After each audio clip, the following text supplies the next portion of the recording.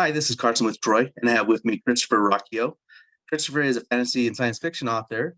His series, the Sun Eater series, begins with the Empire of Silence, and the latest book you're working on, right? Does it have a release date? It's Ashes of Man, correct? Yeah, Ashes of Man's actually out in December on the 13th, so it's almost here. Oh, That's the perfect. fifth one. It will be a six-book series, so there's one more I'm working on now.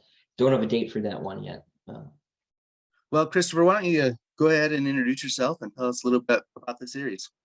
Yeah, so I'm Christopher Ruocchio. I have been working in publishing for about 7 years now. I actually started as an intern for Bain Books when I was in college, and I worked for them up until last summer. I quit to start writing full time. But right the same week they offered me the job, I sold my books to a competitor. I wasn't sure I was getting employed. So I've lived this double life in publishing for a long time, where I worked as an editor for one company and I was published with another. And that was actually kind of nice, kind of help keep things a little bit separate. You're not bringing your work home, and vice versa. But so I've written five novels now, two novellas, about 24 short stories, working on the sixth novel now. All of that in the with one exception, in one universe, right? This sort of science fantasy universe, the Sun Eater series, which is a space opera, sort of in the tradition of Dune, sort of like Star Wars too. Big Star Wars kid growing up, and it's set 20,000 years in our future. My main character is a nobleman. He runs away from home, and he gets stuck in the middle of a war between the human empire and the first aliens who've ever really been a threat to it. And so everything I've written has been sort of in that universe, either with that character or with other ones. The one thing that wasn't, I did a Thor one shot with Marvel Comics last year, or was it earlier this year? No, it was earlier this year. It came out. I wrote it like last year. Comics is kind of slow sometimes, and so that was fun. But most of what I've done has been in the Sunny universe. So, and this is not a little story. Like you're telling a big, massive story. I mean, the first book is huge, and all of them are big. What was the genesis of the story, and what have been some of your habits to maintain this epic story? Yeah, so I don't really remember where I started, because I started writing when I was like 8, right? Like a lot of us, right? I started writing when I was really little. And I never really stopped writing. So at some point in that process, it became this story. When I started writing, it was literally just like Batman on the back of my notes, right? Like it was not the same, but I was never conscious of like ceasing to write Batman or whatever, right?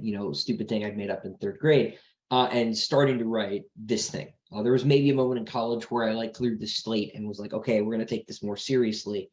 But the first book I worked on pretty much all the way through college. I sold it about a month after I graduated. I got an agent about a month before I graduated, so it was really a school project. Not like for school, but like something I worked on while I was there, because I was getting an English degree. Because as I like to joke, I hate money.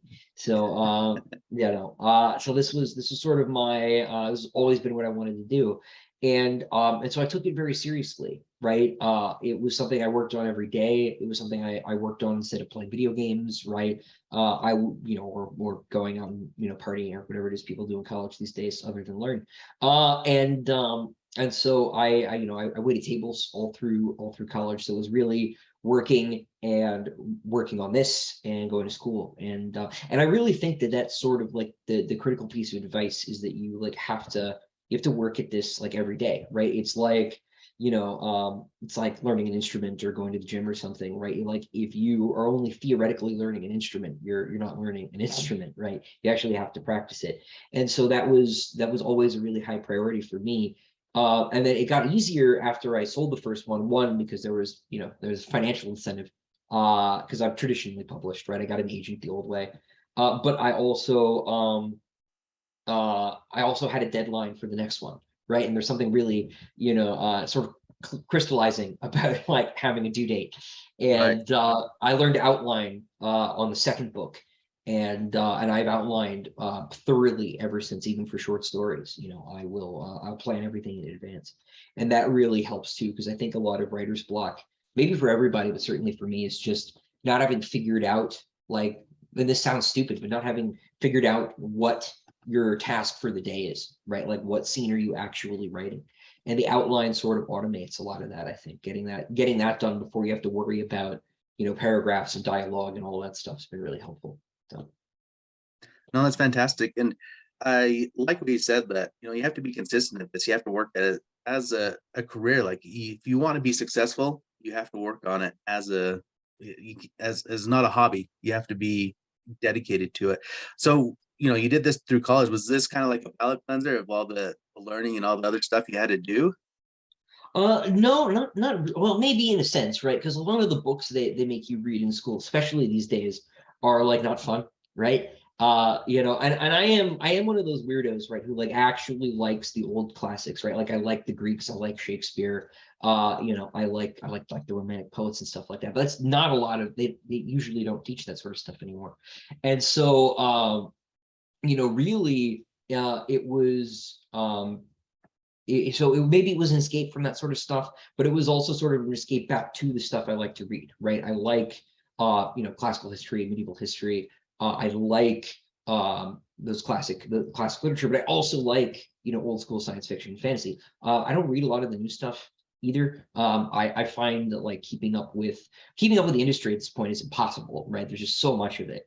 But I find that like what I really as I get older, the stuff, not that I'm not old, but like the stuff that I like to read is stuff that I already like. Like I reread Lord of the Rings like every year, right? It's my favorite book, right? Which is a cliche favorite book for a fantasy fan, but it is the best one.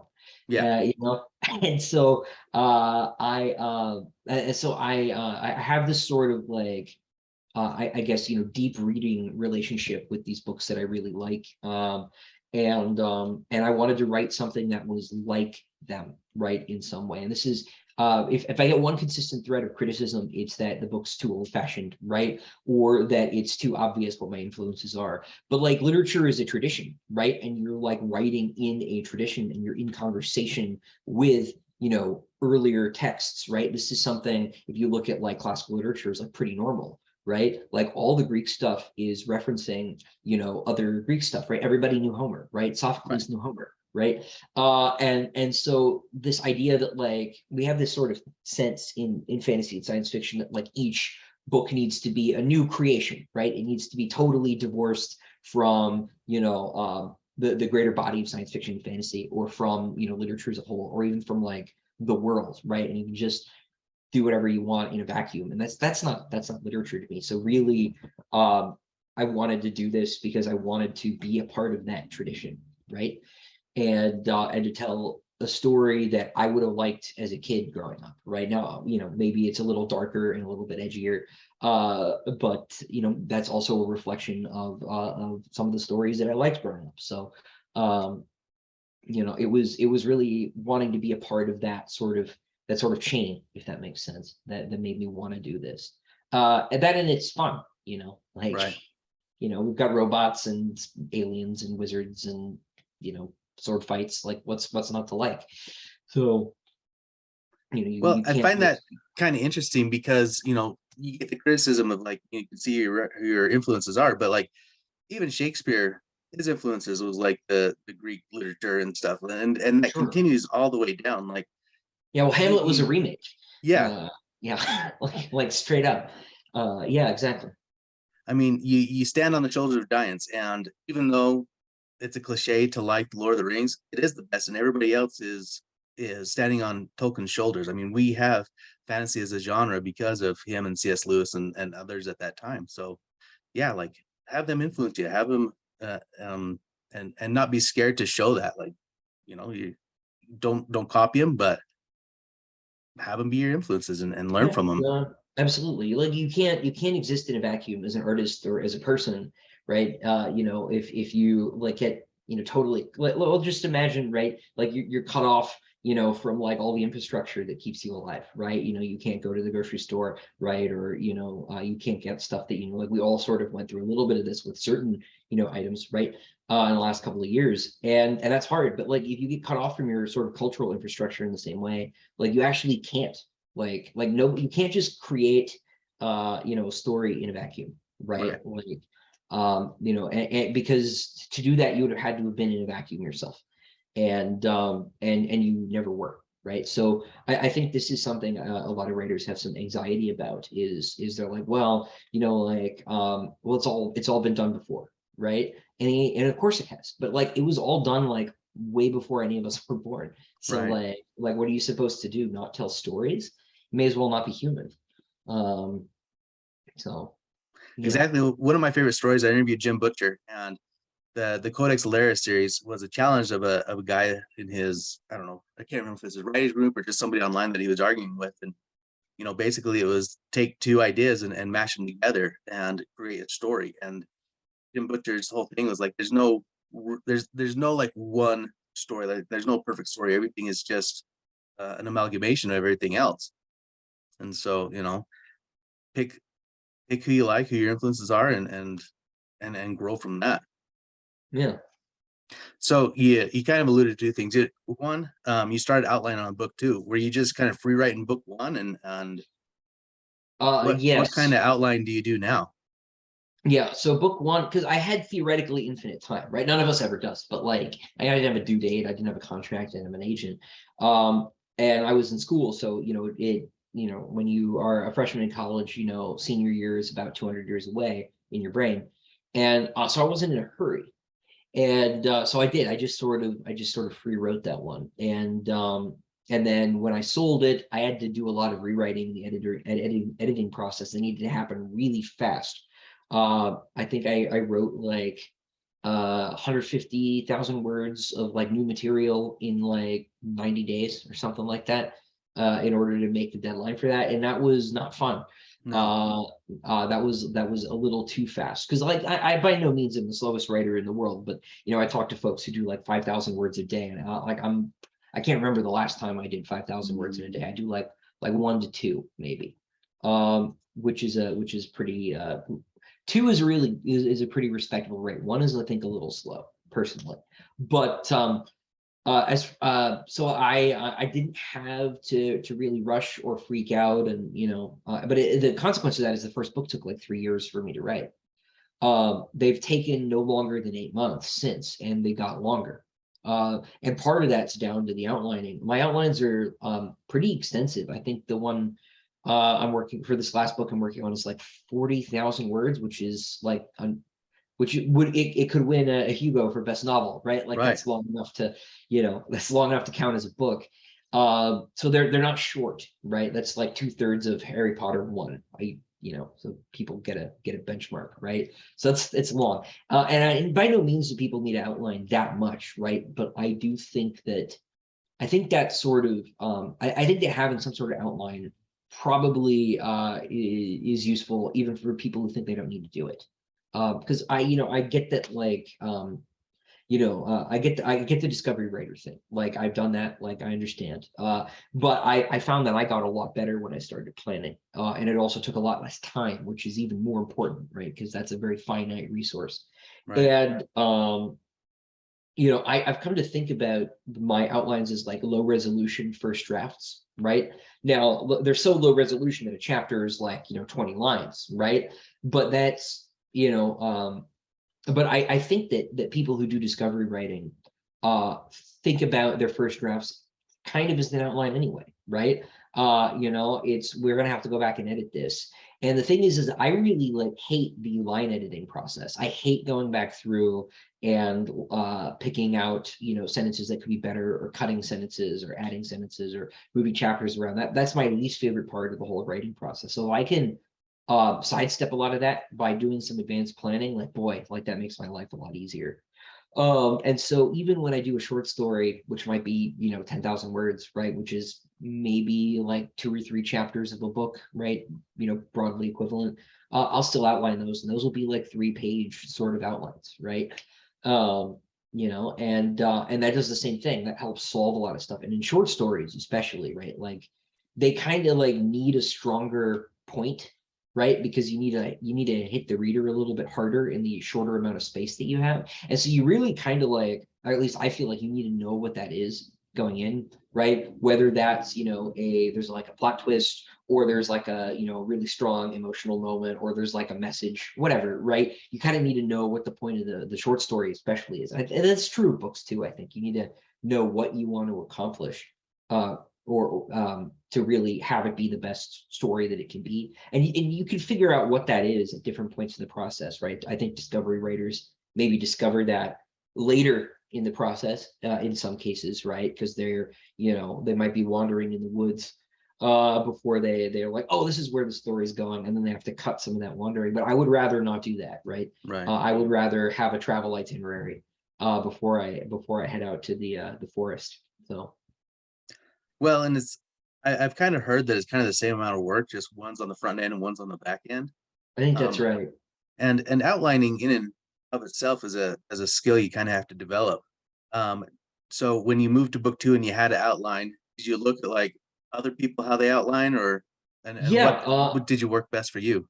yeah. So I had the benefit, right, of working in a publishing office, right? So we were cleaning out some old files, and there was a David Drake outline, military science fiction writer David Drake, and his books are not that long. They're like 100,000 words, maybe 120 on average, right? He's much shorter, novel length than mine.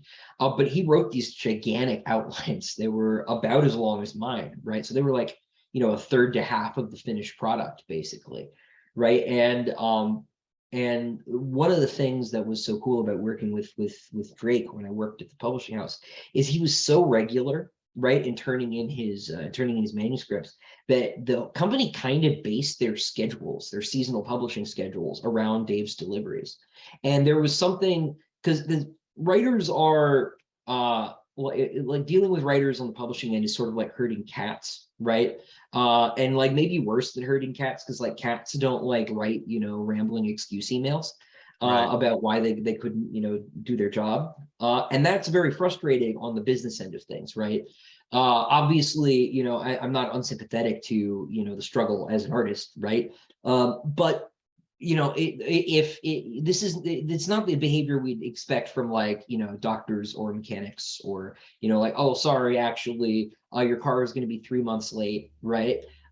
Because of whatever, right? It's not what we'd expect. And so I decided I wanted to be like David Drake, right? I wanted to be on time and able to tell you exactly when my book was going to be due, even be finished, 4 months out, right? And if this was how he did it, then that's what I was going to do.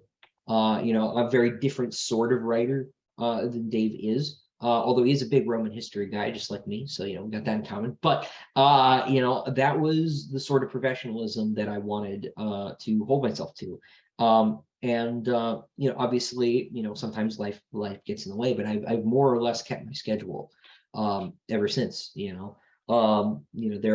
have been some sort of random factors that happen, and that happens to everybody. It happened to Dave while I was there, but being able to be dependable like that was something, especially working with a traditional publisher, that mattered to me. But I think that applies maybe even more to like independent writers, right? Because they, especially if you're in like a really competitive sort of genre space like lit RPG, right? You need to turn material out really fast if you want to stay ahead of the algorithm.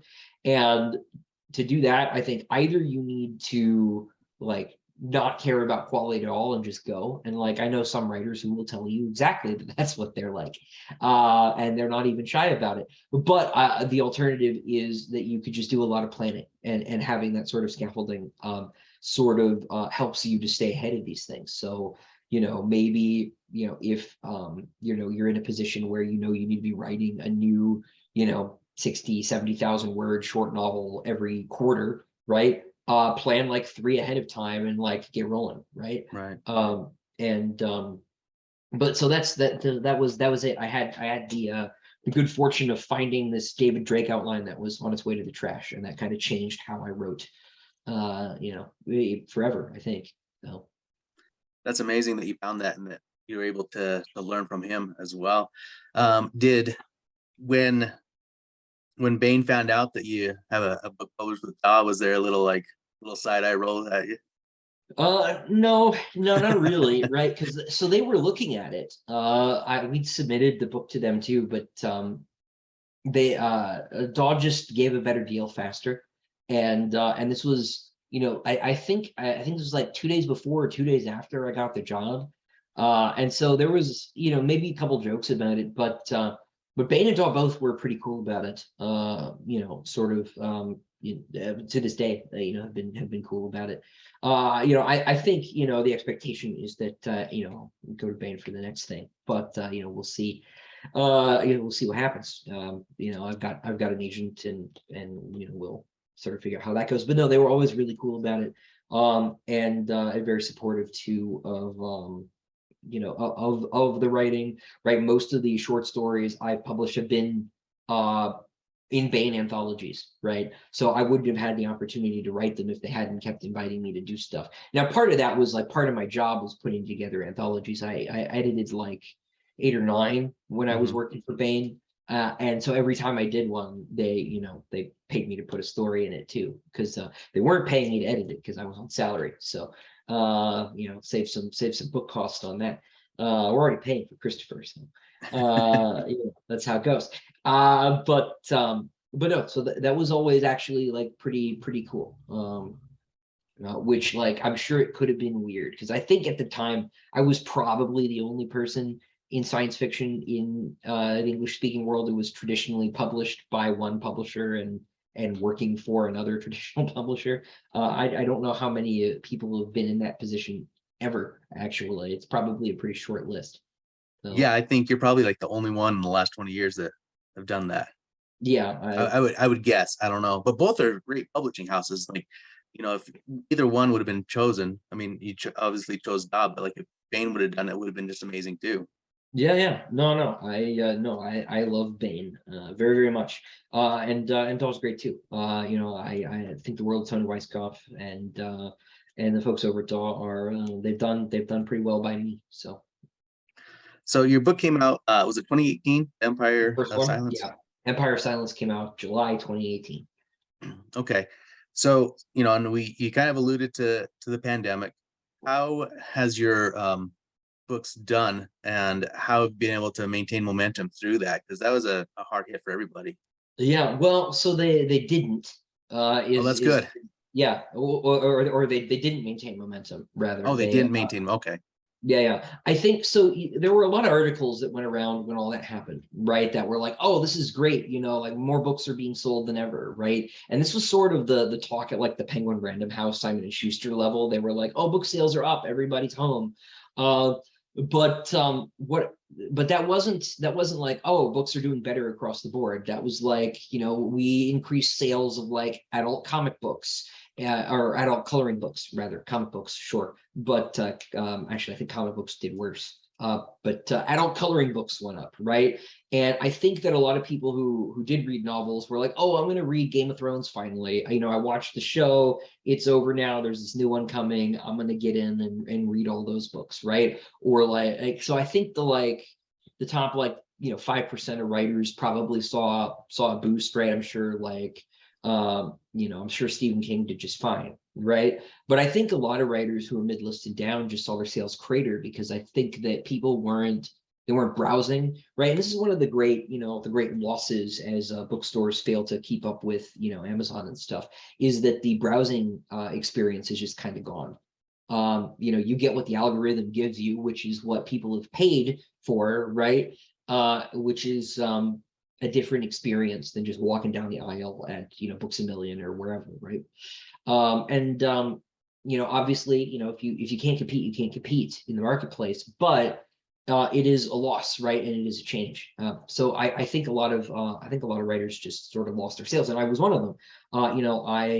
There's a point, I think my lowest, I sold like 10 copies of the first book in a week, which is not great. And then Right. my third book came out right in the middle of it. It came out, I think, July 2020. Now it opened pretty well, but like that book still like has relatively depressed sales,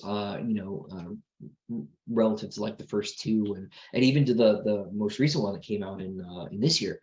So I've got my fifth one out in December, and I'm hoping that between those, they'll sort of bring things back up, because everything has kind of rebounded too. Not only stores open and stuff, but having new books out, like nothing sells old books like new books, right? Right. For an author.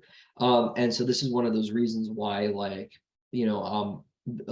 being able to produce material at speed and at quality is important if you're a writer, right? Is every time you have a new book out, then especially if it's part of the same series, universe, whatever, it'll help push all the books you already have out. And if you're a writer, right, you probably won't be on the New York Times list, right?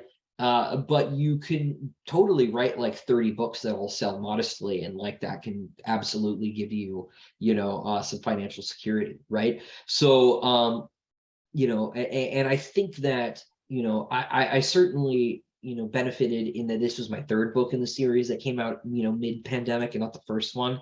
I know a couple writers who were in that position, and they still haven't managed to claw back, right?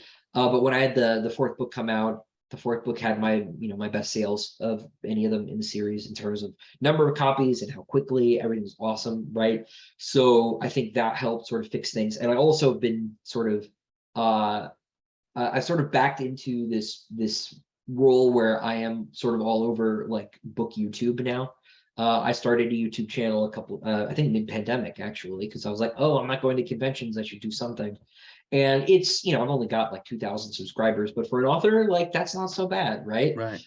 And there aren't a lot of traditionally published writers that are on YouTube anyway. Like Brandon Sanderson has one, but he's less a traditionally published writer than he is Brandon Sanderson, right? So he's sort of in a category all of his own.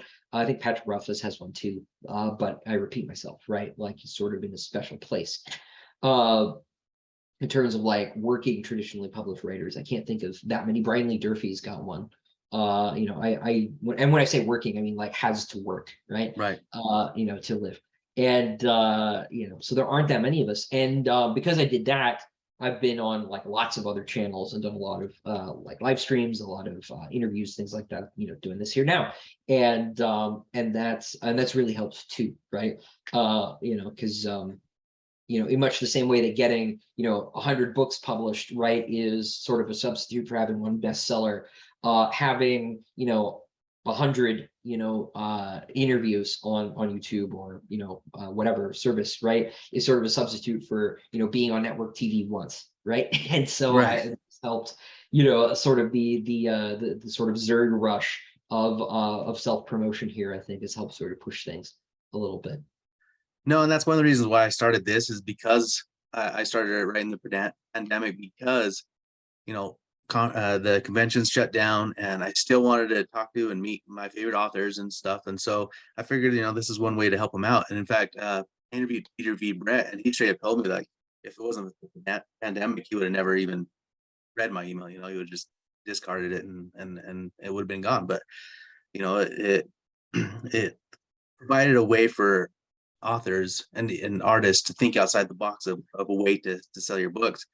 And going to you, that must have been discouraging where you're so excited, every writer, that dream of having your first book, and then this pandemic a few years later just shuts everything down. How are you able to cope with that and stay motivated to continue on? Well, having the contract already helped, right? So I had two more books that like were going to come out kind of like no matter what happened, right? And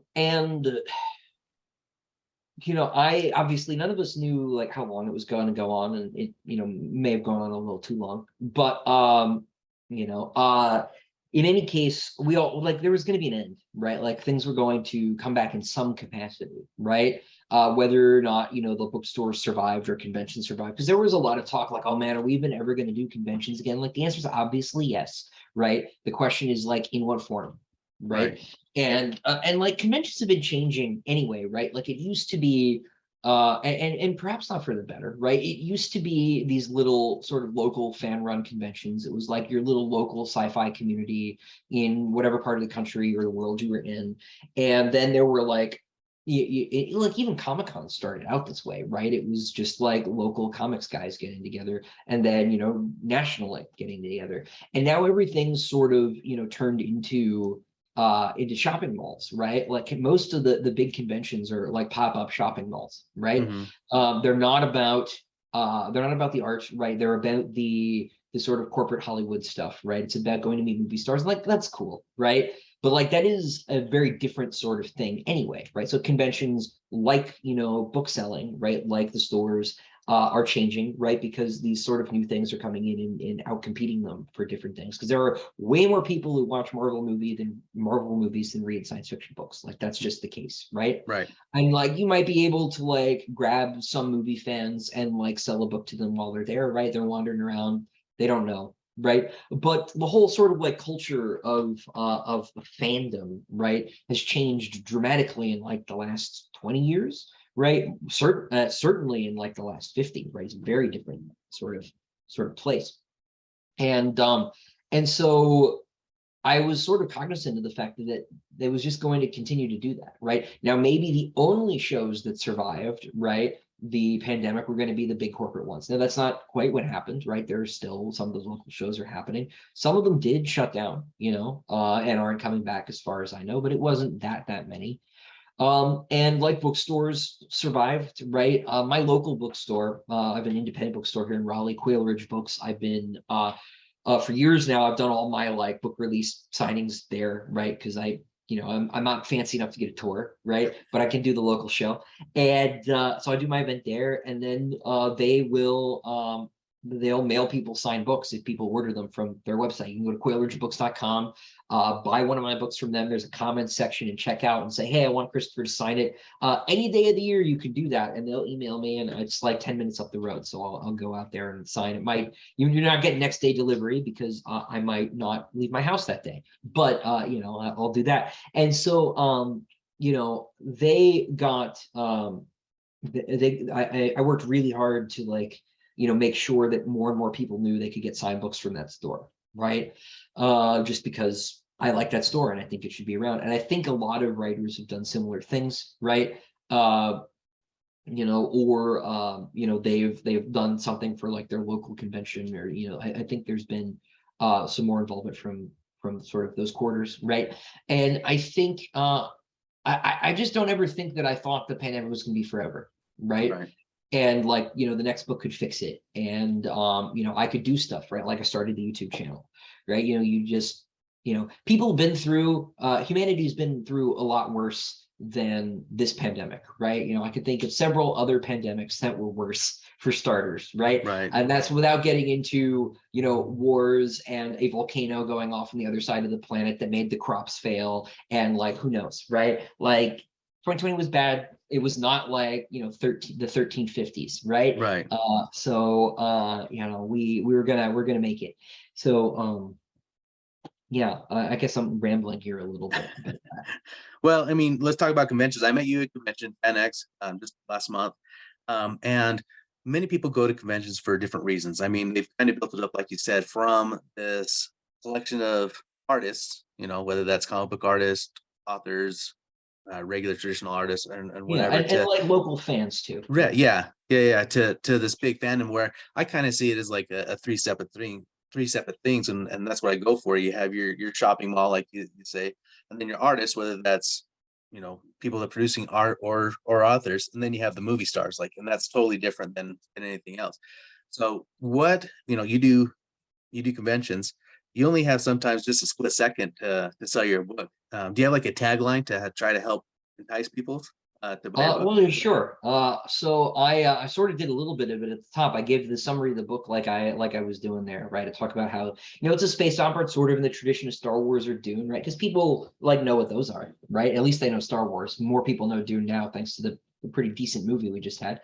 And then I'll do that little bit of a pitch, and then usually I'll end everything by saying, hey, I like to joke that my main character here is sort of like Anakin Skywalker becoming Darth Vader, were the best of his available options, because there are plenty of Star Wars fans, who like the bad guys because they have cooler spaceships, and so you want to, and James Earl Jones is the best, so they're like, oh, okay, I love Darth Vader. What's that about, right? So. That's usually I have 3 seconds to grab someone move, because I've done a lot of shows sort of cheek by jowl with a bunch of other writers, right? And everybody is like their own different style, right? And some writers are really, really aggressive about roping people in and like talking to them to the point where like I look over and like this person is just too polite to walk away, dude. Like they, I literally will. I'll see writers be like, "Hey, what do you like to read?" And they're like, "Ooh,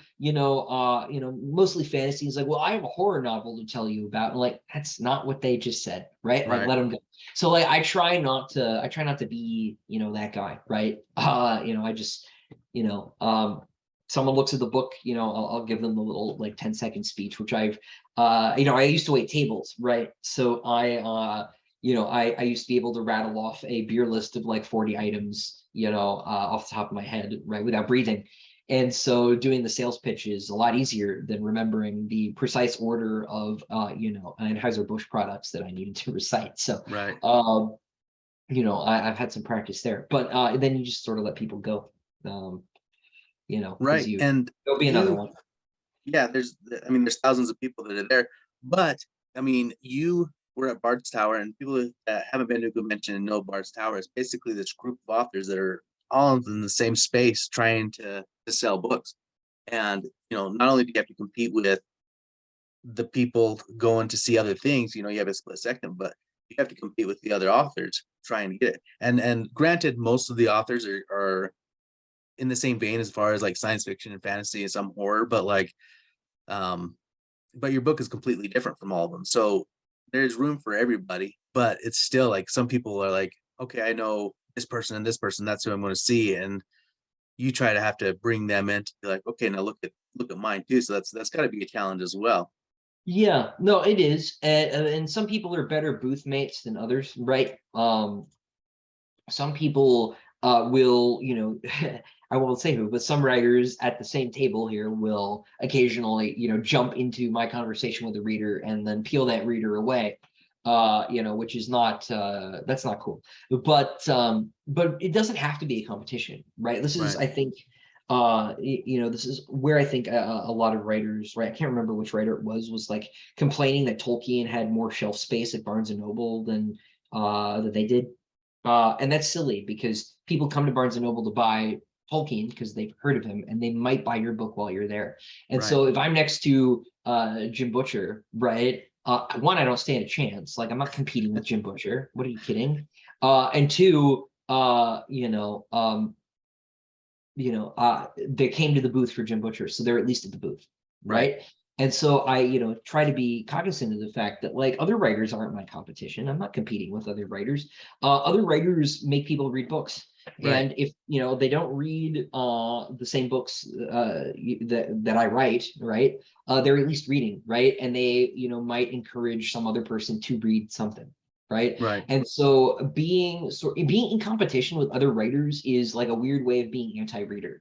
Like so I don't um I just don't worry about that too much. If I lose a sale because some, other writer is being too aggressive at the same table, right? Then, that's fine. Because very probably that writer just sold a book to somebody who might not have even been the appropriate reader, right? Because some people will hard sell, they'll be so desperate to get a book sold at the show, right? That they'll sell a horror novel to a fantasy fan, right? And who doesn't like horror novels.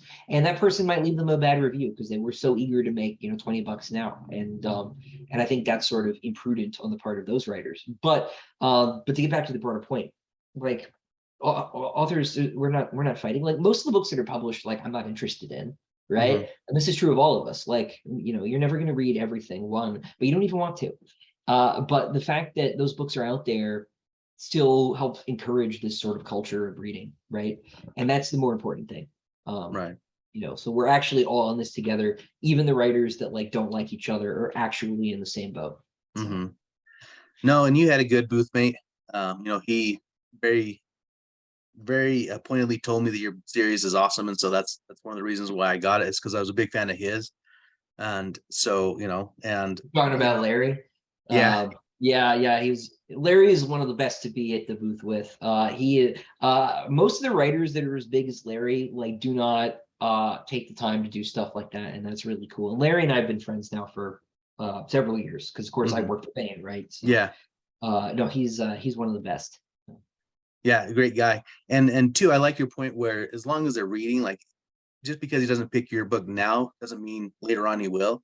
Dave Wolverton, or he goes by Dave Farland. Yeah, yeah.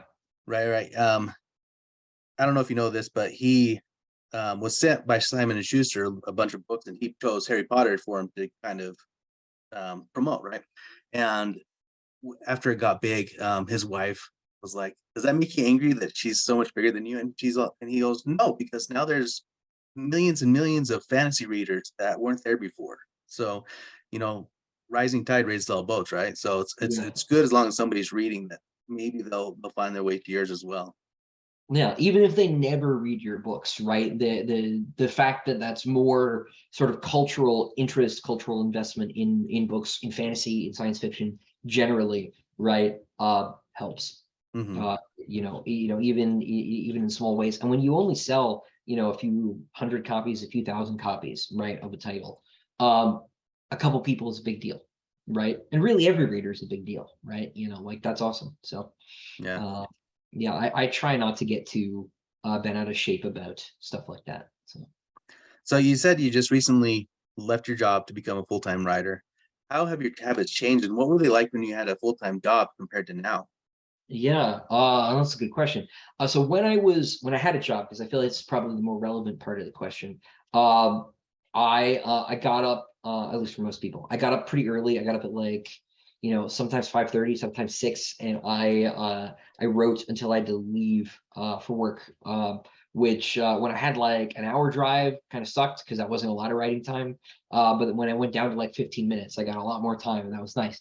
And then I, did my job, 9 to 5, and then I went home and like made dinner. And some nights I didn't write more. Most of them I did, especially when I had those deadlines, right? So, there was just, not a lot of time for other stuff, right? So, very frequently, especially in that period, people were like, "Oh, have you seen this?" Or, "Have you played?" I'm like, no, I haven't. Like, I like Dark Souls 3 has to wait. Uh, you know, so there was, it's just one of those things. And I didn't have a wife at the time too either, right? So it was just in my room, like, goodbye roommates, like, it's time to work, right? Um, and so when I quit, right, obviously that freed up a lot of time. And so this book that I'm working on now is actually the first one that I worked on since I went full time, right? And so I'll get up in the morning at like 7 or something right now. Still no kids yet, so I can do that. I don't have to get up too early. But and then I'll write until I hit my word count, right? Assuming I don't have like other things to do, like I've got an appointment or whatever. And whether that's 1,500 words, 2,000, whatever. Once I hit that, then I'll do other stuff. I may procrastinate from the writing to go, I don't know, like vacuum the kitchen or something, as the joke goes. I'm procrastinating from writing by doing other work. But it's basically, ideally I get all of my work done by 5, and then I have an evening like a normal person again. Um, so and sometimes, I will hit 2,000 words by like 11 a.m. I haven't done that in a couple weeks, but like if I do that, then I might keep writing. But I might just be like, wow, like you did it, Christopher. You earned some free time finally, right? And by free time, I mean you can go paint the bedroom. Uh, you know, so That's not free time. no, it's not. But you're at least you're at least not at the desk anymore. So it's really sort of helped as far as having more time, because one of the things I think that prevents a lot of people from writing is just it takes time, it takes a lot of time, right? If you want to get the book done, quickly, right? Then and people either don't want to or can't, give up whatever they're doing. Yeah, so that's helped a lot. But the big thing, I remember reading when I had a job, because again, I think that's the more useful part of this. I remember reading Ben Franklin talking about his sort of time management, right? And one of the takeaways from that was he was like, wake up early enough so that you can do something before your job, because then your job isn't your whole life, Hmm. right? And there's a lot of talk, sort of just in America, I think generally, where everybody's like, all I do is work and I'm miserable. I just get up and I go to work and then I come home and I watch TV and I go to sleep and my life sucks, right? I'm like, yeah, that sounds terrible, right? Like Right. wake up earlier, right? That will make you miserable, right, for a little while, but at least you can do something first. And those couple like hours before I had to go into the office were where I got most of my work done. You know, especially once I realized I have a thing on all my devices called Freedom, and it lets me. It's the only one that's ever worked for me, right? It's one of those like, you know, content blockers, right? But this one will actually block me out of the taskmaster on my task manager on my computer, so I can't go disable it, right? Which is always been my problem with these things. I always knew how to turn them off, so I would. So this thing I can shut down, you know, Facebook, YouTube. Really bad about YouTube, man. Holy cow. I spent a whole day there, never even noticed. Or I can lock down like the whole internet, or like I can even lock down like messaging apps, right? So nobody can get to me. I can't look at things. And if I try, it reminds me that you know, it's like go be free, right? Right. So you know, go do your thing. So once I started doing that, man, especially locking myself out of YouTube, my word counts like doubled Oh, wow. you know, every day. So you can do a lot in an hour, even if it's like a good hour. Hmm. So figuring out how to carve out that time is really important. Right. And um, when you have a limited amount of time, you know, whether before or like, you know, with me, I have a morning routine, but then I do most of my stuff in the evening. But I only have a limited amount of time because of a wife, kids, and everything else that I have to take care of. So it teaches you to focus to be able to get a lot of work done in a small amount of time.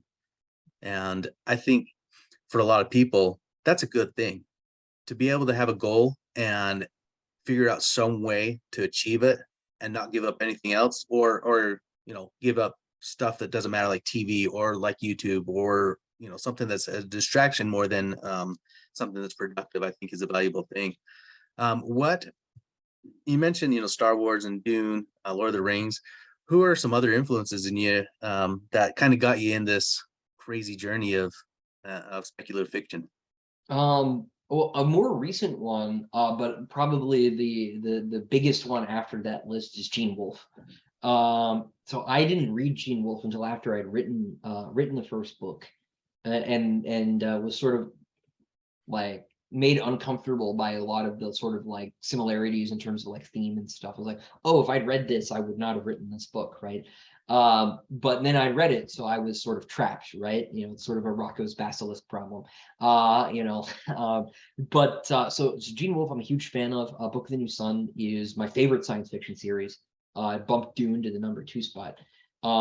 Just tremendous writer. You There's going know, to be fighting words on that one. oh, I know, but I'm right, so I will take all comers on this subject. No, Gene Wolfe. Look, I love Frank Herbert, but Gene Wolfe is a better writer in terms of like pure like craft skill, right? You know, one of the ways I think that you can sort of evaluate like objective quality is like how much could you like cut from the story. I don't think there is I don't think there's like a single like word that's out of place in Gene Wolfe's writing. It's just so good. And I don't think that's true of Frank Herbert. I think he's obviously great, but I think he's a little bit less polished than Wolfe is in terms of skill. So if anyone wants to fight me on this, I'm ready. But so he's a big one. But as far as like getting into science fiction and fantasy growing up. So my parents were pretty strict about what I could watch in particular. You know, I was allowed the Star Wars movies, basically the like Batman cartoon with Kevin Conroy, because they like knew what Batman was, and like TV Land, like until I was about 10. Like that was about it. So like Nickelodeon was like not allowed in our house, Cartoon Network, right? Like I had to really like lobby to be allowed to watch Pokemon because like everybody was watching it. You know, I was a 90s kid, right? So I had to really like I'm becoming uncooler, right? Not uncool, but like let me watch Pokemon. Jeez. Um, and so but like books that wasn't really an issue for whatever reason, right? Like I was reading really early. I read Harry Potter when it came out, and I was like 4. um so you know, so that was an early thing. And I'm not a huge Harry Potter fan. I really like I'm one of those guys who really didn't like the last book. I thought the ending was bad. And Hmm. so like I literally have never read a Harry Potter book since book 7 came out. Like I haven't seen any of the movies since. I think so. Like I think like the 4th movie was the last one I saw, or something like that. 5th one maybe. Um, and so I just sort of like walked away. But I really liked like Garth Nix had a sort of a YA series. Sabriel was the first one. It's called the Old Kingdom trilogy. I love those books. Yeah. and but I moved kind of past YA pretty quickly because I got really into Tolkien. And like I was reading Frank Herbert in like middle school. And then I got really lucky because I went to a magnet high school, right? So they had like a bunch of weird electives and stuff. And they had a science fiction literature course that was taught by like the sort of like, double bar glasses, like old school, like fan from like the, like the 60s and 70s, right? And so I like had this like year-long course on not just Asimov and Clarke, but like A.E. Van Vogt and like Lee Brackett and C.L. Moore and like all the like older science fiction writers. Like nobody talks about it. Like nobody talks about Lee Brackett anymore. And Right. that's like a crime because she's amazing, right? Hmm. She wrote the original draft of Empire Strikes Back, right? Which like nobody knows. So she's the one who created like Darth Vader's castle, right? Which didn't show up until like some of the games, and now it's in Rogue One. But she also like wrote the like Northwest Smith and Eric John Stark and like all these fun sort of like back when science fiction meant sort of like like more like Flash Gordon than it meant like Asimov, right? She Hmm. wrote that sort of stuff. Hugely Brackett fan. Um, and so I had this like really intense sort of crash course on sort of the genre like as an art form and its history, because one of the things that like science fiction fans have done badly, I think, is be custodians of like their own culture, right? Like outside of like the big franchises, right? Like we just don't have a very good sense of like how science fiction evolved as an art form. And this is something that I like actually like had drilled into my head when I was growing up. And so it was like through high school really that I became like a really big like sci-fi reader, right? Like really got out of Star Wars, the sort of Star Wars neighborhood, and into the broader city, right? And so it sort of went from there. Um, so that was sort of, I guess, my trajectory. Um, No, and one of the reasons why I always ask that question is because, like you said, like we're not very good custodians of like our history and stuff, and people need to know about Lee Bracken and the other ones that you mentioned. I mean, Asimov, everybody knows, and Frank Herbert, everybody knows, but it's these kind of obscure ones that nobody talks about anymore that I think people could really go back and read and gain value from and learn from to help them out in their writer's journey as they go forward. So if somebody was beginning the journey today, what are some of the advice that you'd give them? the first thing I guess would be that you need to work at this every day, right? The common bit of advice that I see writers give people who want to be writers is always you should read, right? And like that's totally true. But at some point, like you have to stop reading, right? And you actually have to write. So the thing, if you want to be a writer, that you really need to do is to write. And now that doesn't need to be that much every day, right? But like even if it's a page, right? Like eventually you'll finish, right? It's sort of like I think I remember Terry Crews said once, like if you want to be a person who goes to the gym, right, and works out, the first thing you need to do is go to the gym, even if all you do is like get a glass of water at the water cooler and leave. Like just make the habit of going so that you're there, right? Hmm. In the same way, like you need to sit down and you need to actually write something. Now, it doesn't have to be something that's good. It doesn't have to be something you keep, right? But you need to sort of build that habit. And the other thing you need to be concerned about is you need to be wary of writing flavored activities. This is a phrase that my friend Dave Butler uses to describe things like world building. Uh, World building is super cool, but especially if you want to be a fantasy writer, I think people fall into this trap of thinking that they have to be Tolkien, and like you just can't be Tolkien. You don't have like, sorry, none of us has the education. None of us, even the people who have the same degree now, do not have the education. And he spent like decades of his life working on this mythology because that's what he was doing. He wrote the books accidentally, right? Hmm. The Hobbit wasn't supposed to be a Middle Earth story. It was a bedtime story he told his children that he turned into a Middle Earth story when he wrote it. So the books happened by accident. Um, and so a lot of us think that you need to sit down and make languages and do world maps and work out the currency system for obscure countries that your characters are never going to visit before you even put pen to paper. That is a lie. You do not have to do that. If you want to do that, that's fine, but you should be worried. Like if you're doing that instead of writing, and you're sitting there, I say writing flavored, right? Because you're sitting there working on your map, doodling, little mountains. You're like, this is writing. Actually, it might be preventing you from writing. And I think a lot of people, if they're struggling to become writers, are falling into similar traps where they are doing writing adjacent things, whether that's I'm going to watch, a 1 hour YouTube video about Flemish armor, right, from like the 1400s or something. Like sure, like you can, that's totally worth doing, right? Like believe me, I've watched those videos. But that might actually be preventing you from writing, and especially if you're someone has a full-time job and a family and you also want to write, these things might be getting in the way, right? Maybe actually watching binge watching Stargate SG-1 again is not research, even if it is awesome. Make sure that you can separate those things that are writing flavored from the actual process. Again, not to say these things aren't worth doing, but like that is, I think, a pretty major pitfall for a lot of people. That's great advice. And Dave Butler, you mentioned him. He's episode 2 on my podcast, and he talks about some of that stuff, about being productive and staying productive, and that stuff is important. But the main goal of being a writer is writing. So I think that's great advice. Yeah, it sounds super obvious, but I hear almost no one saying it, right? Hmm. Everybody's like, oh, you need to like read stuff, or what you need to do is like buy my book about writing. And that actually, that's the one that bugs me the most. You can actually learn to write without paying hundreds of dollars to anybody for workshops or materials. You don't need to do that. So um, Right, that's great. So the next book's coming out in December. Go ahead and tell everybody how they can get a hold of you, how to get a hold of your books, and if yeah, you're coming up to any shows in the next year or so. Yeah. So my website is sollanempire.com, SOLLAN empire.com. And the books are the Sun Eater series. I couldn't get suneater.com, unfortunately.